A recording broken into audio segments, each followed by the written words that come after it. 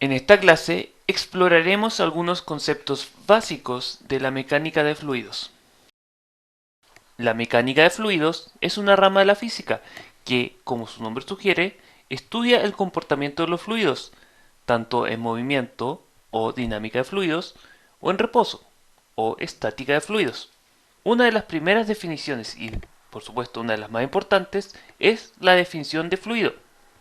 Un fluido es una sustancia que se deforma continuamente al ser sometida a un esfuerzo cortante o tangencial, sin importar la magnitud del esfuerzo. Aquí la palabra clave es continuamente, ya que nos diferencia a un fluido de un sólido.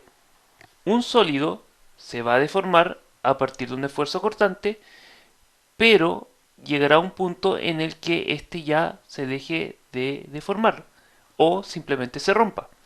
En cambio, un fluido siempre se va a deformar, independiente de la magnitud del esfuerzo cortante al que éste es sometido. Los fluidos pueden existir en dos fases, tanto líquidos como gases. Los líquidos y los gases se diferencian en base a su naturaleza atómica o molecular. Los átomos de un líquido tienen fuerzas cohesivas fuertes entre ellos, lo que hace que este fluido sea más compacto en comparación con los gases, en los cuales las fuerzas entre sus partículas es más débil, por lo que el espacio entre las partículas en un gas es mayor y por lo tanto son menos compactos. Otra importante diferencia entre gases y líquidos es que los líquidos, si bien no tienen una forma fija, sí poseen un volumen relativamente definido.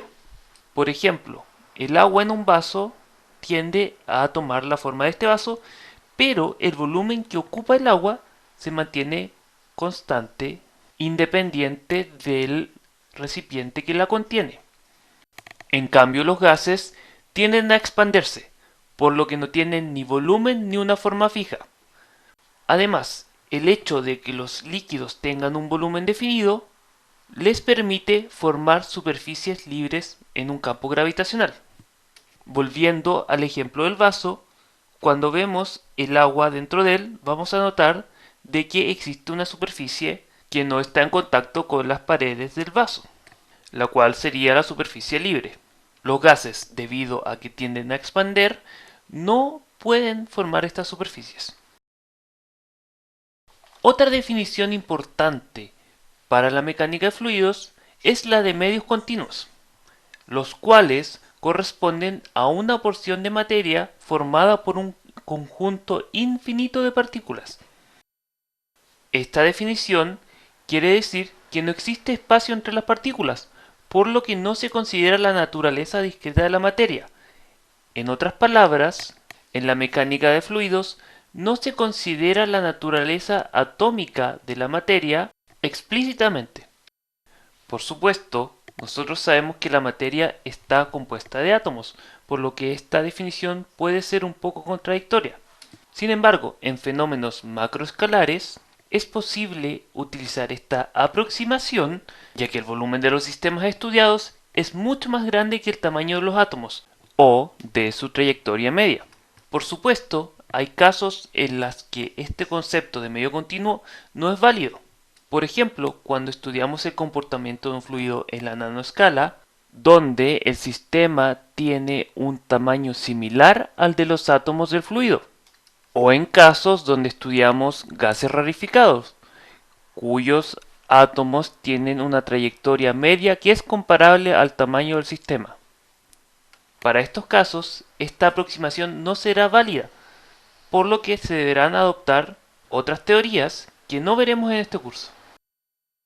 Ahora, un detalle importante de un medio continuo es que sus propiedades varían continuamente en el espacio y el tiempo. Para comprender esto, imaginemos un volumen de agua. Si vemos este volumen con un microscopio lo suficientemente potente para ver sus átomos, nos daremos cuenta que existe espacio vacío entre estas partículas. Entonces, si escogemos un espacio o un subvolumen aleatorio, es posible que encontremos una cantidad finita de átomos o vacío. Es decir, la cantidad de materia por volumen en este espacio aleatorio podrá tener un valor igual a cero en el caso de que hay vacío, o un valor finito en el caso donde no encontramos con los átomos. Como esta variación entre 0 y un valor finito ocurre repentinamente, la densidad no varía continuamente, sino que discretamente. En cambio, si vemos este volumen desde la macroescala, nos daremos cuenta de que si elegimos un subvolumen aleatorio, la cantidad de moléculas de agua será aproximadamente la misma independiente de cuál sea este volumen.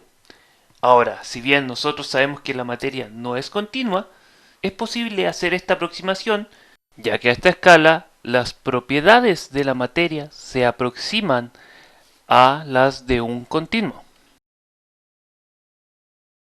Un par de definiciones con las que ya probablemente se encuentren familiarizados por cursos anteriores son las de dimensión y unidad. Dimensión es una medida con la que una magnitud física es expresada cuantitativamente. Un ejemplo de dimensión es la masa, la cual expresa cuantitativamente una cantidad de materia. Existen dos tipos de dimensiones, básicas o primarias, que corresponden a un grupo de dimensiones a partir de las cuales podemos formar otras dimensiones, y las dimensiones derivadas o secundarias, que son definidas a partir de dimensiones básicas. La unidad se refiere a una cantidad arbitraria referencial de una dimensión. Por ejemplo, un kilogramo es una unidad de la dimensión que correspondería a la masa. Por motivos de conveniencia y mantener uniformidad, se utilizan sistemas de unidades, que corresponden a un conjunto de unidades de medida, el cual es consistente, normalizado y uniforme. Algunos ejemplos son el Sistema Internacional de Unidades, que probablemente utilizaron durante cursos anteriores, el British Gravitational y el English Engineering. Estos dos últimos sistemas de unidades son más utilizados en Estados Unidos, y el Sistema Internacional de Unidades está más expandido globalmente. En el Sistema Internacional de Medidas, las dimensiones básicas son la masa, la longitud, el tiempo y la temperatura. Y para cada una de estas dimensiones básicas existe una unidad base. La masa es el kilogramo, la longitud es el metro, el tiempo son los segundos y la temperatura es el Kelvin. La fuerza, que es una dimensión secundaria, se mide en newtons, y esta está definida a partir de la masa, la longitud y el tiempo. En el sistema de unidades British Gravitational, las dimensiones básicas corresponden a la fuerza, longitud, tiempo y temperatura. En este sistema de unidades, la masa está definida como una dimensión secundaria. Por supuesto, es posible convertir una unidad de un sistema de unidades a las de otro sistema, y esto se hace utilizando factores de conversión. En estas tablas se presentan algunos factores de conversión entre el Sistema Internacional de Medidas y el British Gravitational. Por ejemplo, aquí podemos ver que un slag equivale a 14.5939 kilogramos. Otro concepto importante, el cual está estrechamente ligado a los conceptos de unidad y dimensión, es el de la ley de homogeneidad dimensional. Esta ley establece que cualquier ecuación deducida analíticamente, la cual a su vez representa un fenómeno físico, debe ser válida para todos los sistemas de unidades. O en otras palabras, esta ley establece que sin importar en el sistema de unidades en el que estemos trabajando, el resultado siempre será el mismo mientras realicemos una correcta transformación de las unidades.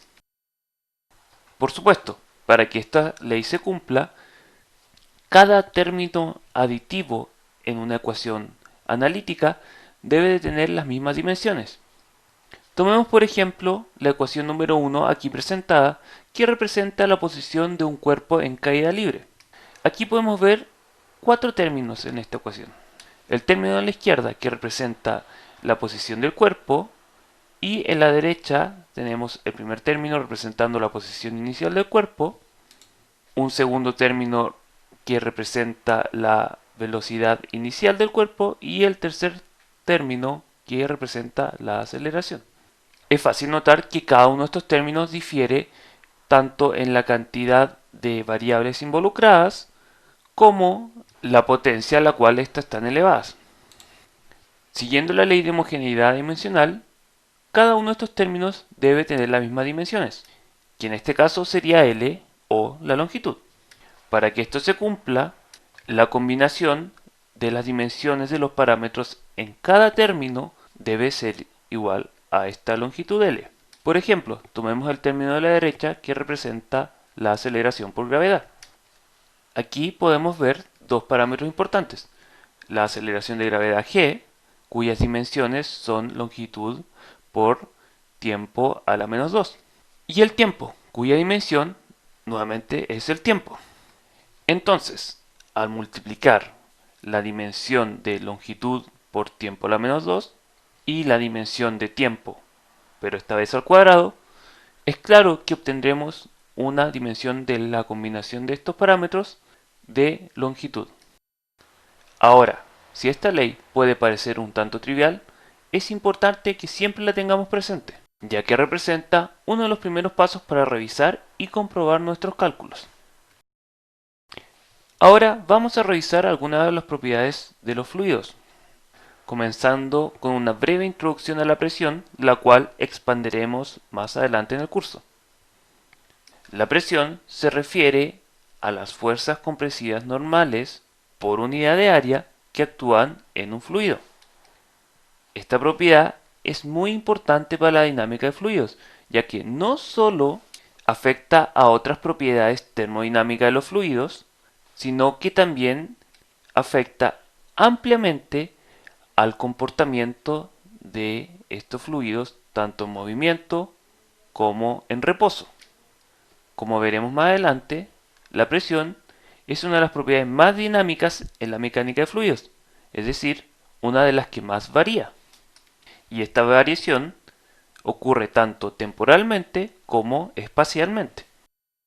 Otro detalle importante es que las diferencias o gradientes de presión son las que generalmente producen un flujo o movimiento de fluidos. Pasando de esta definición de presión, continuamos con la de presión de vapor. La presión de vapor es una propiedad de los fluidos que nace del equilibrio entre un líquido y su vapor. Esta presión de vapor corresponde a la presión que un vapor ejerce sobre un líquido cuando está en equilibrio nuevamente y de la misma forma que un líquido sobre su vapor. Esta definición nos dice que cuando un líquido alcanza esta presión de vapor, este comenzará a ebullir o a realizar una transformación de fase a gas. En otras palabras, cuando la presión a la que se encuentra un fluido es menor a la presión de vapor, este fluido se mantendrá en líquido. Y en el caso de que existiera una superficie libre, solo habrá intercambio de materia entre líquido y vapor en esta superficie o interfase. Si disminuimos la presión hasta llegar a este punto, empezarán a formarse burbujas dentro del líquido, indicando el cambio de fase a un gas.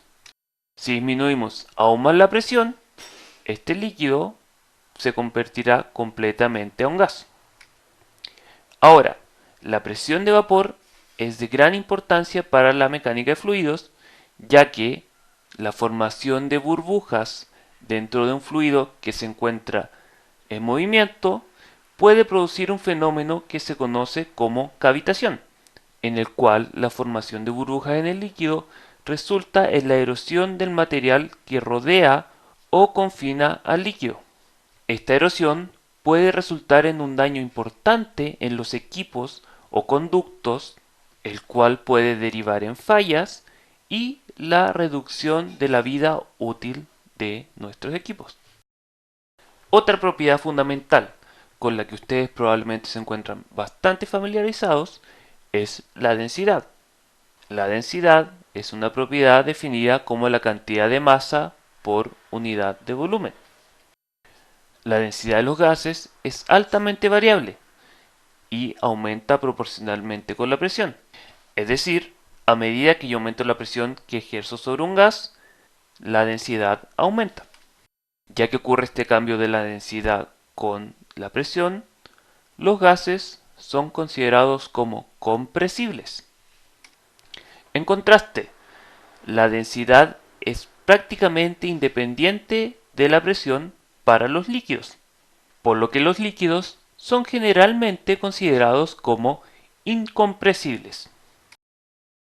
Un par de propiedades que se derivan de la densidad son las de peso específico y gravedad específica. El peso específico corresponde a el peso de un fluido por unidad de volumen y se puede calcular en base a la densidad del fluido y a la aceleración de gravedad, como se puede ver en la ecuación 3.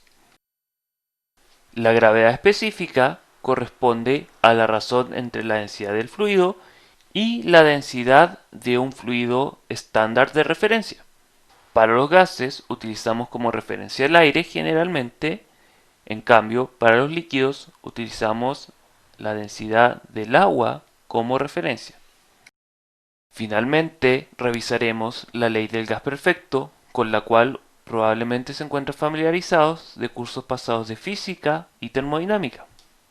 Esta ley correlaciona las propiedades termodinámicas para un gas ideal o perfecto. Como podemos ver en la ecuación número 6, establece que la presión de un gas será igual a la densidad de este gas por una constante R por la temperatura a la que éste se encuentra. Ahora, esta constante R se conoce como la constante del gas y equivale a la diferencia entre su calor específico a presión constante o C sub P y su calor específico a volumen constante o C sub B. De igual forma, esta constante R equivale a la razón entre una constante lambda y el peso molecular del gas. La constante lambda tiene un valor de 8314 Joule por kilomol Kelvin. Es importante notar que la ecuación número 6 es equivalente a otra forma de la ley de los gases perfectos, la cual establece que la presión de un gas por su volumen es igual al número de moles de este gas por una constante R por la temperatura. Note que esta constante R no es equivalente a la constante R de la ecuación número 6, sino que a la constante lambda presentada en la ecuación número 8.